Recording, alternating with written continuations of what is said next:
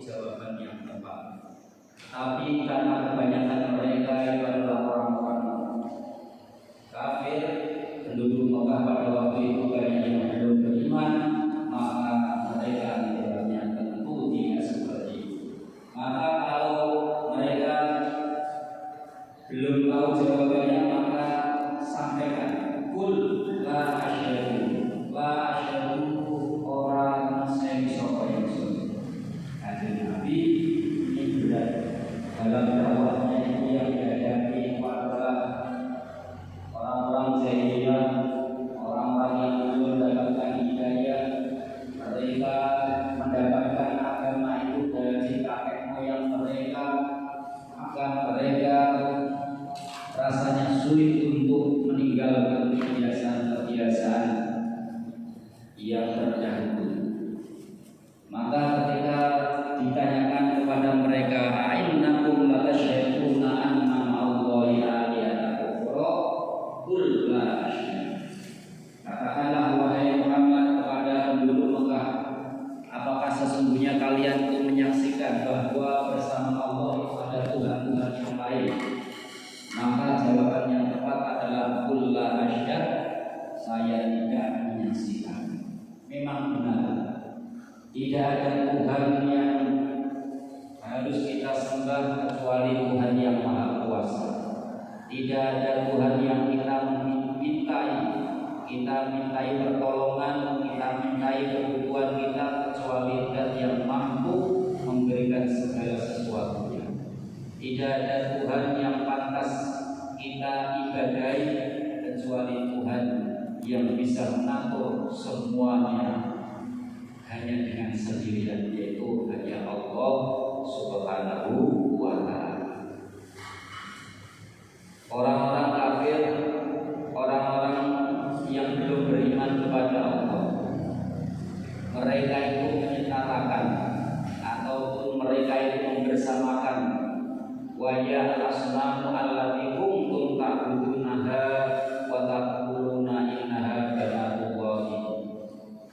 Mereka orang-orang kafir itu masih saja menyertakan sebagai Tuhan-Tuhan mereka ada patung-patung yang terbuat dari berbagai macam bahan, ada yang terbuat dari kayu, ada yang terbuat dari semen. Kalau orang kaya mungkin membuatnya itu mungkin dari logam dan lain sebagainya. Mereka sejajarkan dengan Allah, maka itu merupakan sesuatu yang tidak boleh terjadi. Bagi keyakinan kita orang-orang Muslim harus qul la asyhadu, kami tidak menyaksikan. Hanya Allah saja yang pantas untuk dijadikan sesembahan. Hanya Allah saja yang layak untuk kita ibadahi. Hanya Allah saja yang layak kita mintai. Karena Allah itu adalah Allahu as-Samad, yaitu Allah tempat semua makhluk itu bergantung. Qul huwallahu ahad, Allahus samad. Allah adalah tempat di mana semua makhluk itu bergantung kepadanya. Tidak ada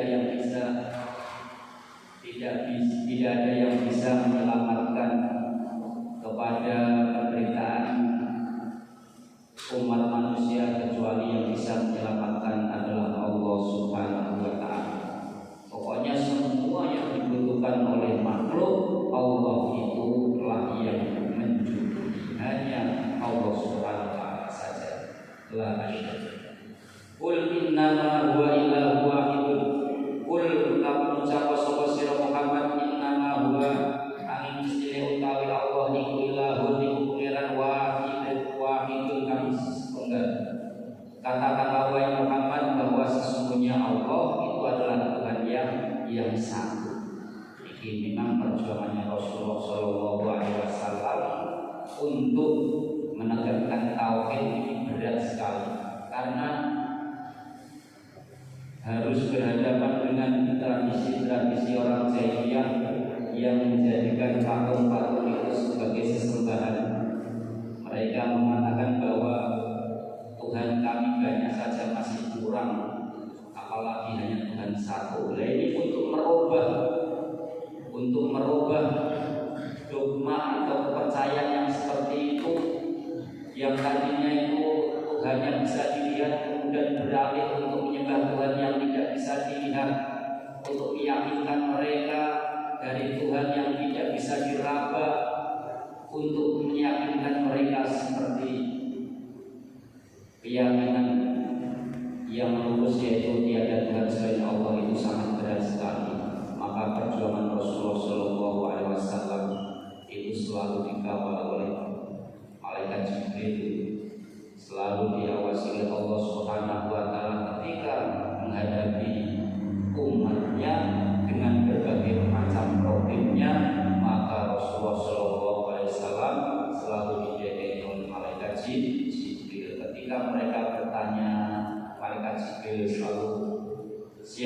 memberikan jawaban dari wahyu-wahyu Allah Subhanahu wa taala. Inilah perjuangan yang berat Rasulullah Shallallahu alaihi wasallam menghadapi orang-orang yang belum beriman kepada Allah dan orang-orang yang masih percaya alihatan ukhra, yaitu ada Tuhan selain Allah untuk disembah. Dan mereka mengatakan katanya al-asnam allati kuntum ta'budunaha wa taquluna innaha banatullah. Membuat patung-patung itu dijadikan sebagai sekutu bagi Allah, yang mengatakan mereka itu adalah putri-putri Allah. Ini percayaan yang tidak benar. Qul innama huwa ilahu wahid. Bal innama asyhadu anna Allaha la ilaha illahu. Bahkan yang benar adalah innama asyhadu anna muslimin sayyid sapa ingsun na anna Allaha isna Allah iku la ilaha illa huwa kang wajib disembah iku wujud illahu kajaba Allah. Wa innani bari'un mimma tusyrik. Wa innani lan sedune ingsun iku bari'un iku lebaran sapa ingsun mimma saking perkara tusyriku kang padha nyebutake sapa sira kabeh. Dan sesungguhnya saya itu bebas, tidak ikut campur, tidak mau bersama dari apa yang mereka sekutukan. Kami bebas dari apa yang kalian sekutukan. Kalau kami menyembah hanya Allah saja, tidak menunjukkan kepada yang lain. Itulah keimanan yang sebenar-benarnya, yaitu percaya kepada Allah bahwa Allah adalah satu dan bukan ada Tuhan yang lain.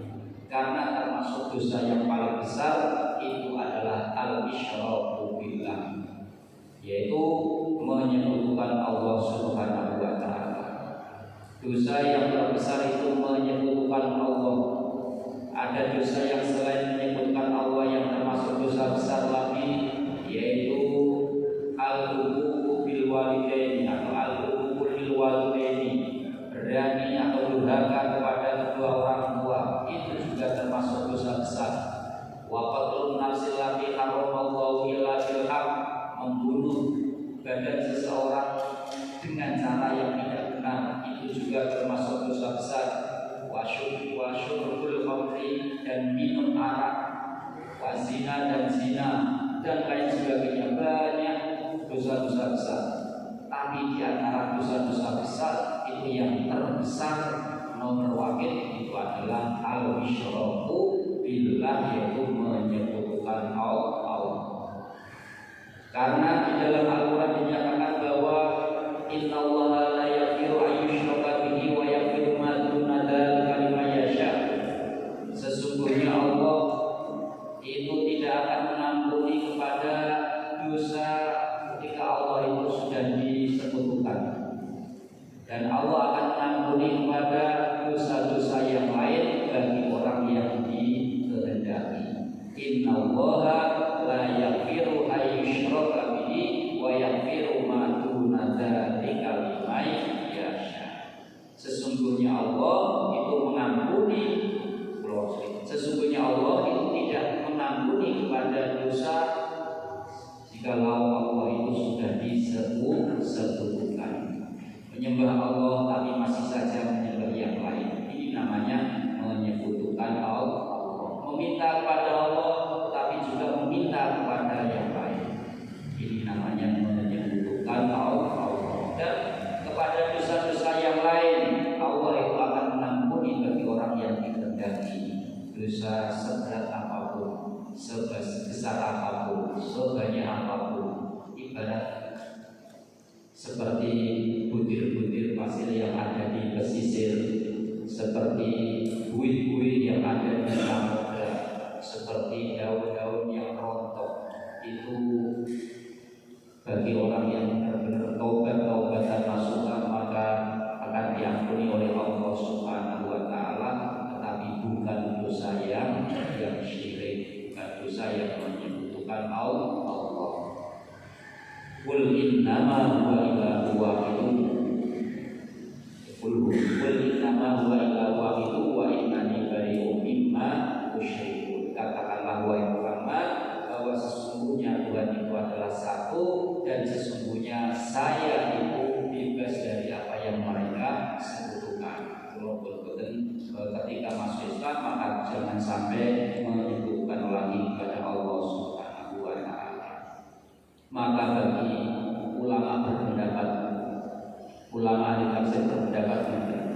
bagi orang yang masuk Islam. Bagi orang yang masuk Islam itu disunahkan ketika dia mengucapkan syahadat. Setelah mengucapkan syahadat, mengucapkan asyhadu an la ilaha illallah wa asyhadu anna muhammadar rasulullah, saya bersaksi bahwa tiada Tuhan selain Allah, dan saya bersaksi bahwa sesungguhnya Nabi Muhammad adalah utusan Allah. Ini disunahkan untuk menambahi kalimat wa yatabarra'u min kulli dinin siwa dinil Islam, dan kami bebas dari agama yang selain agama Islam. Artinya setelah menyatakan Islam, maka dia tinggalkan kebiasaan-kebiasaan. Dia menyatakan akan meninggalkan seluruhnya kebiasaan atau ibadah-ibadah yang dulu dikerjakan pada waktu sebelum masuk Islam. 100% niatnya mantap. Ketika sudah masuk Islam, dia siap menjalankan syariat Islam. Kegiatan yang dulu biasanya dino minggu, ini contoh, kok melepuh tempat ibadahnya mereka. Begitu kok masuk Islam, maka hari Minggu sudah tidak dijadikan aktivitas lagi, ganti hari Jumat. Wa yatabarra'u min kulli dinin siwa dinil Islam. Itulah pendapat para ulama sebagaimana yang dinas oleh Imam Syafi'i ala istighfabi min tabari ila syahadah. Hukumnya Imam Syafi'i menambahkan, yaitu hukumnya sunnah menambahkan kata bebas kepada menambahkan kata bebas dan digabungkan dengan kalimat syahadat. Artinya setelah syahadat kemudian menyatakan dia bebas dari agama yang terdahulu, sudah ditinggalkan 100%, dilupakan 100%. Bismillahirrahmanirrahim. Alladzina atainahumul kitaba ya'rifunahu kama ya'rifuna abna'ahum. Alladzina utawi wong akeh ataina kang wis paring sapa ingsun hum ing alladzina maringi alkitaba ing kitab iku ya'rifuna padha kenal sapa alladzina hu ing Nabi Muhammad kama ya'rifuna kaya oleh padha kenal sapa alladzina abna'ahum ing kira-kira orang-orang yang telah diberi kitab, yaitu berupa ulama-ulamanya orang Yahudi dan ulama-ulamanya orang Nasrani di zaman Kanjeng Nabi itu mengenal Kanjeng Nabi Muhammad seperti mengenalnya kepada anaknya sendiri. Mereka itu kenal dengan Nabi Muhammad itu sebagaimana kenal dengan anaknya sendiri. Anak kita walaupun tingginya sama dengan anak orang lain, ketika berjalan dari kejauhan kita itu sudah kenal. Sing kae lho anakku, walaupun duwe bodoh langsung ketok langsungnya biasanya pokoknya paham ciri-cirine. Terus umpamane dialing-alingi, ditutup-tutupi. Sing tentriku enten tiyang kalih, sing setunggal pengguyu, sing setunggal pengguyu. Oh, sing mau sing bisa mau anakku, aku ora pamrih karo suarane guyune anakku. Sing mau sing dhisik mau. Nah iki kalimate gegege sifat-sifate ciri-cirine anak itu mesti umum mesti awal. Seperti itulah mereka orang-orang Yahudi, orang-orang Nasrani yang hidup menjumpai Rasulullah Shallallahu Alaihi Wasallam itu mengenal Kanjeng Nabi sebagaimana mereka mengenal anaknya sendiri. Dengan mesti anakku yang pertama itu duwe ciri pokok ini ono kandungan ini ngertos, walaupun asalnya ditutupi terus dibuka saya memang kandungan ini karena memang kenal sama sekali, kenal 100% oleh rambut sampai kaki itu kan kenal. Terus dia sing anak kita loro tangannya kita terkiting sebabnya dia itu mungkin ketabrak serius terkiting bukti itu saya. Seperti itulah mereka mengenal Kanjeng Nabi sebagaimana mereka mengenal kepada buddha-buddhanya sendiri. Karena apa? Karena di dalam kitab mereka itu terdapat sifat-sifat yang menjelaskan tentang sifatnya kanjeng Nabi. Ayyarifuna Muhammadan min jihadil kitabaini bi sifatil maqurati fihi. Mereka mengenal kanjeng Nabi karena sosok kanjeng Nabi, sifat-sifatnya kanjeng Nabi itu sudah dijelaskan di dalam kitab mereka. Asalkan kitab itu masih asli, itu pasti menyebutkan sifat-sifatnya Nabi Muhammad. Bahwa itu kitab Taurat, bahwa itu kitab Injil, bahwa itu kitab Zabur, itu pasti ada keterangan yang menyebutkan ciri-ciri Nabi akhir zaman, yaitu seperti ketika berjalan tidak pernah yang namanya matahari menyentuh tubuhnya. Ketika berjalan selalu dinaungi oleh awan atau mendung. Kemudian ketika duduk pundak Rasulullah dinyatakan lebih tinggi dari yang lain. Berjalan seperti pokoknya indah, semuanya itu ada. Kemudian baunya Rasulullah itu tercium harum. Kemudian Rasulullah ketika berkata dengan perkataan yang jujur, perkataan yang benar. Kemudian sifat Rasulullah semuanya sifat, mulai dari akhlaknya, sifatnya, ciri-ciri fisiknya. Kemudian ada hal-hal yang lain yang tidak dimiliki oleh manusia biasa. Itu sifat itu sudah tertera, sudah tercantum di dalam kitab mereka. Sehingga ketika membaca kitab mereka kemudian dicocokkan dengan Rasulullah SAW, bahwa mereka yakin bahwa itu adalah Nabi akhir zaman. Alladzina atainahumul kitaba ya'rifunahu kama ya'rifuna abna'ahum. Orang-orang yang diberi kitab, yaitu mereka para ulama-ulamanya orang Yahudi dan ulama-ulamanya orang Nasrani yang hidup di masa Rasulullah SAW, itu mengenal kanjeng Nabi sebagaimana mereka mengenal kepada putra-putrinya sendiri. Alladzina khasiru anfusahum wa hum la yu'minun. Alladzina utawi mame khasiru kang padha rugi sapa alladzina anfusahum ing pira-pira awake alladzina iku bahum mongko utawi alladzina iku la yu'minuna ora padha iman sapa alladzina. Adapun orang-orang yang merugikan dirinya sendiri, itu adalah mereka orang-orang yang tidak beriman. Orang yang rugi adalah orang yang tidak beriman kepada Allah Subhanahu wa Ta'ala. Ini Al-Quran yang tinggi. Ini kan jelas bagi kita orang Muslim. Andai kata ini terdengar orang yang lain, kadang Al-Quran itu karena ini disiarkan di atas, yang mendengar itu tidak cuma orang yang ada di kalangan Muslim saja, non Muslim kadang mendengar. Itu kalau mereka mendengar mengiranya itu nyemet-nyemet atau nyinggung-nyinggung, padahal sebenarnya kita kita Al-Quran, karena Al-Quran ini adalah memberi hidayah, memberikan petunjuk sifat sayangnya Allah kepada manusia agar manusia ini selamat. Alladzina khasiru anfusahum wa hum la yu'minun. Orang-orang yang merugikan dirinya sendiri, itu adalah mereka orang-orang yang tidak percaya kepada Allah Subhanahu wa Ta'ala. Karena orang yang terpengin beruntung itu dasarnya harus beriman kepada Allah. Karena keuntungan itu tidak hanya keuntungan di dunia, tetapi masih ada keuntungan yang harus kita raih, yang lebih fokus, yang lebih utama, yaitu keuntungan yang ada di akhirat kelak. Kalau kita rugi di dunia mungkin hanya sebatas sampai 60 tahun atau 70 tahun.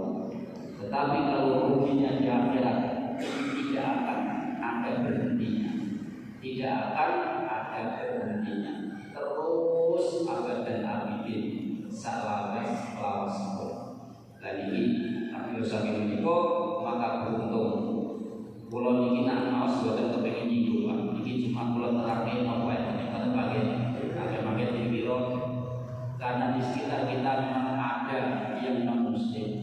Andai kata benar, kalau percaya, kalau beriman di monggo, kalau